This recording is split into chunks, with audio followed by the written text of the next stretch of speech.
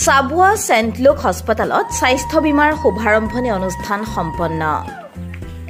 Chabua Saint look হাস্পাতালখন পুনৰ নতুন ৰূপত সজাই তুলি ইতিমধ্যে উন্নতমানৰ চিকিৎসা সেৱা প্ৰদান কৰি অহাৰ সময়তে বৃহস্পতিবাৰে এই হাস্পাতালত কেইবাটাও কোম্পানীৰ দ্বাৰা আগবঢ়োৱা স্বাস্থ্য বীমা সেৱাৰ শুভাৰম্ভণি কৰা হয়।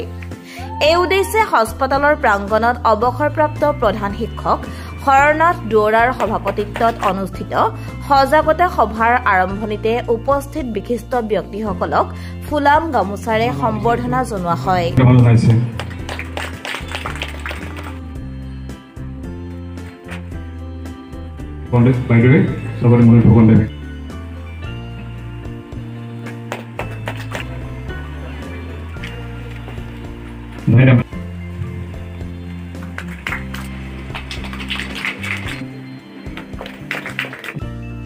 ইয়াৰ পিছতে সভাৰ উদ্দেশ্য ব্যাখ্যা কৰে হাস্পাতাল পৰামৰ্শদাতা কমিটিৰ সদস্য পুস্তক ফুকনে। যেহেতু আমাৰ চেণ্ট লুক হস্পিটেলখন 100 বছৰ গঢ় কৰা যদিও এই চাবুৱা চেণ্ট লুক হস্পিটেলখনে আমাৰ নতুন ৰূপ দি সজাই পৰাই আজি এবছৰ দিনত ভৰি দিয়াৰ পাছত ৰাইজৰ পৰা যথেষ্ট আমি সহায় পাইছোঁ আৰু ৰাইজৰ পৰা সহায় পোৱাৰ পাছত ৰাইজৰ সুবিধাখিনি আমি আজি স্বাস্থ্য বীমা শুভাৰম্ভণি অনুষ্ঠানত কৰিবলৈ আপোনালোকক ইয়ালৈ নিমন্ত্ৰণ কৰিছোঁ আৰু এই স্বাস্থ্য বীমাৰ শুভাৰম্ভণি অনুষ্ঠানলৈ বিশিষ্ট অতিথি হিচাপে উদ্বোধক হিচাপে আমি পুনৰবাৰক আজি আমন্ত্ৰণ কৰিছোঁ। যিহেতু আপোনালোকে জানে যে চেণ্ট লুক হস্পিটেলৰ চাবুৱা এখন অন্যতম স্বাস্থ্য আমি চিকিৎসালয়, এই চিকিৎসালয়খনৰ চাবুৱা ৰাইজৰ সুবিধাৰ্থে আমি এনেধৰণৰ অনুষ্ঠান আমি আয়োজন কৰিছোঁ। আপোনালোকক এটা কথা জনাব পৰা সুখী হৈছোঁ যে চাবুৱা চেণ্ট লুক হস্পিটেলৰ যিখিনি এখন চিকিৎসালয় থাকিব লাগে সকলো সুবিধা আমাৰ আছে। যিহেতু আমি স্বাস্থ্য বীমাৰ প্ৰায় 20টাতকৈ অধিক আমি স্বাস্থ্য বীমা শুভাৰম্ভ আমি আজি কৰিবলৈ কৰিম। এই শুভাৰম্ভখনত আপোনালোকক আমি জনাব পেলাই সুখী হৈছোঁ যে আমাৰ ইয়াত স্বাস্থ্য বীমাৰ আমি কৰিলেই নহ'ব, স্বাস্থ্য বীমাৰ ইয়াত সকলো চিকিৎসক ইয়াত থাকিব লাগিব। সেইকাৰণে আমি ভুৱনেশ্বৰ এইমছৰ পৰা অভিজ্ঞতা থকা জাপানীজ এক্সপিৰিয়েঞ্চ থকা ইজৰাইলত এক্সপিৰিয়েঞ্চ থকা আমাৰ চিকিৎসক ডাক্তৰ ৰঞ্জন কুমাৰ জেনিয়া ছাৰ আমাৰ ইয়াত আমি আনিছোঁ। প্ৰায় 6 মাহ হৈছে 24/7 নিউৰ'চাৰ্জন ৰঞ্জন কুমাৰ জেনিয়া ছাৰে সদায় 100তকৈ অধিক ইয়াত অস্ত্ৰোপচাৰ কৰি সফলভাৱে আমি ৰোগীসকলক ঘৰলৈ পোৱাৰ সক্ষম হৈছে। তাৰ বাবে ছাৰক মই এই ক্ষেত্ৰতে ধন্যবাদ জ্ঞাপন কৰিছোঁ। সভাত আমন্ত্ৰিত অতিথি হিচাপে যথেষ্ট সংখ্যক গণ্যমান্য ব্যক্তি তথা হাস্পাতালৰ স্বত্বাধিকাৰী আৰু অন্যান্যসকলৰ উপস্থিতিত স্বাস্থ্য বীমাৰ ফলক উন্মোচন কৰি এই সেৱাৰ শুভাৰম্ভণি কৰে চাবুৱা সমষ্টিৰ বিধায়ক পুনাকন বৰুৱাই। চাবুৱা চেণ্ট লুক হস্পিটেল মোৰ ইয়াতে জন্ম, গতিকে চিকিৎসালয়খনলৈ মোৰ এটা আৱেগ আছে। ডাক্তৰ দেৱ, ডাক্তৰ ৰিংকি তেখেতসকলৰ হাততে মোৰ জন্ম, মোৰ ভণ্টিও ইয়াতে জন্ম, মোৰ ভাইটি ঋতুপৰ্ণ ইয়াতে আমি জন্ম। গতিকে এই চিকিৎসালয়খনৰ প্ৰতি এটা যথেষ্ট আৱেগ আছে, টান আছে। এইফালে পাৰ হ'লে ইয়ালৈ আহিলে মোৰ শ্ৰদ্ধাত মোৰো দুখ খাই যায়। আৰু আগতে আমি যিকোনো বেমাৰ আজাৰ হ'লে মা দেউতা হওক বা যিকোনো মানুহৰ বেমাৰ আজাৰ হ'লে আমি ইয়ালৈকে আহিছিলোঁ। গতিকে এই চিকিৎসালয়খন সকলো দিশে আগবাঢ়ি যোৱাটো আমি বিচাৰোঁ।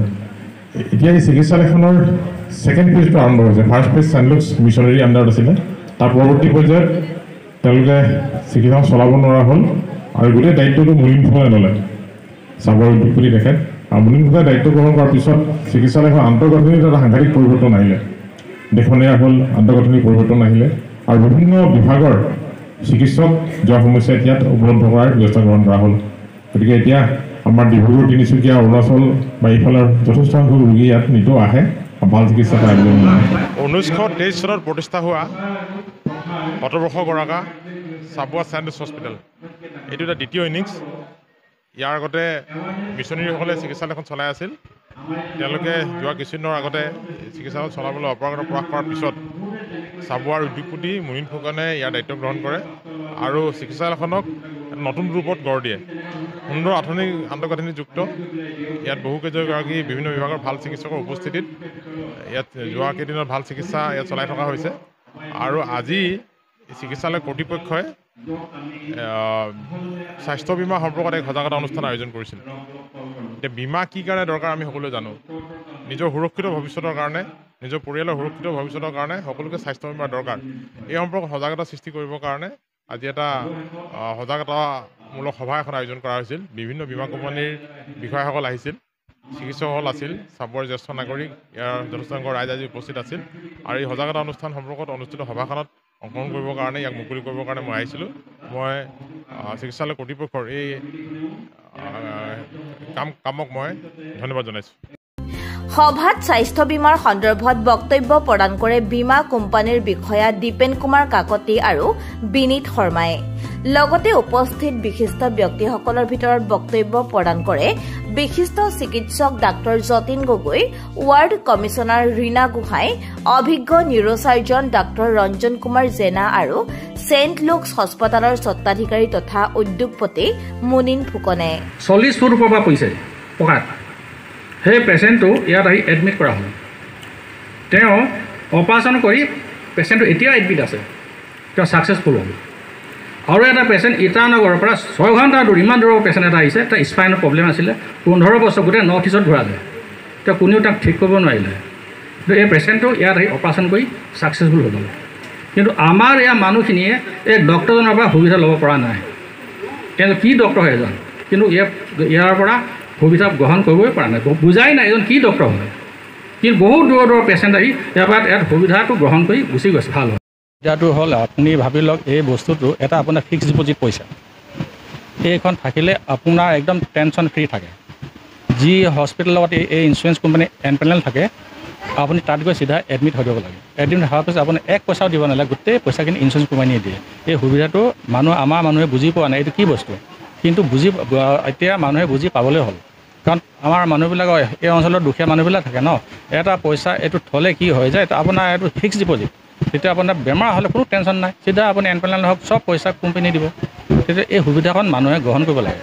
আৰু মই ৰাইজক এটাই অনুৰোধ জনাইছোঁ, আমাৰ যিজন নিউৰ' চাৰ্জন আছে, এই ডক্টৰজনক মানুহে বুজি পোৱা নাই, এওঁ কিমান ক্ৰিটিকেল কেছ কৰি আছে, ইমান দূৰৰ পেচেণ্ট আহিছে, এই এওঁৰ পৰা সুবিধাটো গ্ৰহণ কৰি আছে, কিন্তু আমাৰ মানুহে বুজি পোৱা নাই ডক্টৰজন। গতিকে আপোনালোকে চবেই এটা সজাগ হ'বলৈ হ'ল। মানুহজনৰ ওচৰত কাৰোবাৰ ঘৰত যদি ষ্টক মাৰে, পেৰালাইচিছ হৈ যায়, তেওঁ এবাৰ আহি তেওঁলোক কনচাল্ট কৰক। আপোনাৰ পইচাখিনি এনেই পানীত পোৱাতকৈ যে পেচেণ্টটো বাচিব নে নেবাচে, তেওঁ একদম কাৰেক্ট ডিচিশ্যন দি দিব যে এইটো ভাল হ'ব নহ'ব। আপোনালোক এই মানুহে এইটো বুজিবলৈ চেষ্টা কৰক। আৰু সোমবাৰে আৰু শনিবাৰে আমি সেইটো ফ্ৰী কৰি দিছোঁ যে কনচাল্ট কৰি লওক। পেচেণ্টটো এজন মানুহ ঘৰত যেতিয়া নাইকিয়া হয়, গোটেই ঘৰখন অন্ধকাৰ হৈ যায়। তেনেদৰে মোৰ ভাগিনজনী ঢুকালে, তেওঁ অন্ধকাৰ হৈ গ'ল। কিন্তু এওঁ এটা কথা বিশ্বাস নকৰি তেওঁ ডিব্ৰুগড়লৈ গুচি গ'ল, ডাঙৰ বিল্ডিঙত সোমালে, কিন্তু ডেথ হৈ থাকিল, কি লাভ। গতিকে মানুহে বুজক, এই যিমান দিন মই তেওঁক ৰাখিছোঁ, এওঁৰ পৰা সুবিধাটো লওক। তেতিয়া কমচে কম মানুহে বুজি পাব যে কিমান ক্ৰিটিকেল কৰে, পেচেণ্টটো ভাল কৰি দিছে। মানুহে কমচে কম একবাৰ তেওঁক কনচাল্ট কৰিলে বুজি পাব যে পেচেণ্টটো ভাল হ'ব নহয়। এনেই আপোনালোকৰ পইচাখিনি অনৰ্থক কোনোবা এখনত গৈ অতি কৰি দিব, পইচা 5 লাখ 10 লাখ বিল বনাই দিব, ৰাখিব, লাষ্টত দেখিব আপোনালোকে ডেড বডি এটা লৈ আহিছে, পেচেণ্টটো নাই। এই বক্তব্য কৰি মই সামৰণি মাৰিম। এই হেল্থ ইঞ্চুৰেঞ্চ যিটো কাউণ্টাৰ আছে, কাউণ্টাৰত আহি আমাৰ এজন আৰোগ্য মিত্ৰ থাকে, তেওঁৰ লগত কণ্টেক্ট কৰিলে হ'ব, তেওঁ চব বস্তু তেওঁ বুজাই দিব। সৰ্ববাসীৰ বাবে কিবা ৰেহাই থাকিব নেকি? 10% ডিছকাউণ্ট দিওঁ সৰ্ববাসীৰ কাৰণে, 10%। এইটো আমাৰ সৰ্ববাসীৰ কাৰণে দিওঁ 10% ডিছকাউণ্ট। সভাত অন্যান্যসকলৰ লগতে চাবুৱা নিটৰ অধ্যক্ষ প্ৰশান্ত নেওগ, চাবুৱা মহাবিদ্যালয়ৰ অৱসৰপ্ৰাপ্ত অধ্যাপক প্ৰফুল্ল গগৈ, সমাজসেৱক লাচিত মাউত, মৃন্ময় গোহাঁই, চলেমান কন্দপান, ৰূপালী গগৈ, আনন্দী বাৰ্লা আদি উপস্থিত থাকি সভাৰ সৌষ্ঠ বৃদ্ধি কৰে। সভাৰ শেষত ইতিমধ্যে উপদেষ্টা হিচাপে ডাক্তৰ যতীন গগৈ, সভাপতি হিচাপে হৰনাথ দুৱৰা, উপসভাপতি হিচাপে নৃপেন চন্দ্ৰ গোহাঁই আৰু আনন্দী বাৰ্লা, সম্পাদক হিচাপে মুনিন ফুকন, সহকাৰী সম্পাদক হিচাপে সুব্ৰত ফুকন আৰু অন্যান্য 7 গৰাকী বিশিষ্ট ব্যক্তিক কাৰ্যনিৰ্বাহক সদস্য হিচাপে লৈ গঠিত কৰা হস্পিটেল পৰামৰ্শদাতা সমিতিখন ৰাজহুৱাকৈ ঘোষণা কৰা হয়। অনুষ্ঠানটি আঁত ধৰি সুন্দৰকৈ পৰিচালনা কৰে পুস্তক ফুকনে। শুভাৰম্ভণি অনুষ্ঠান আজি আছিলে। আজি অনুষ্ঠানত যেনেধৰণে আমি ৰাইজে সহযোগিতা আগবঢ়ালে আমি ধন্যবাদ জ্ঞাপন কৰিছোঁ। আজি 20টাতকৈ অধিক ইয়াত স্বাস্থ্য বীমা আজি শুভ উদ্বোধন কৰা হ'ল। যিসকলে ইয়াত বীমা কৰা আছে তেখেতলোকে ইয়াত সুবিধাখন লাভ কৰিব পাৰিব ইয়াত সুবিধা মানে কি আৰু ইয়াত আমাৰ যিখিনি স্বাস্থ্য বীমাৰ মানে সুবিধা থাকে ইয়াতৰ পৰা যিখিনি বেমাৰ হয় তাত আপোনালোকৰ ইয়াত আমাৰ বিষয় থাকিব সেই বিষয়জনক সুধি পেলাই আপোনালোকে গোটেই কামখিনি কৰিব পাৰিব news desk report Tengakhat live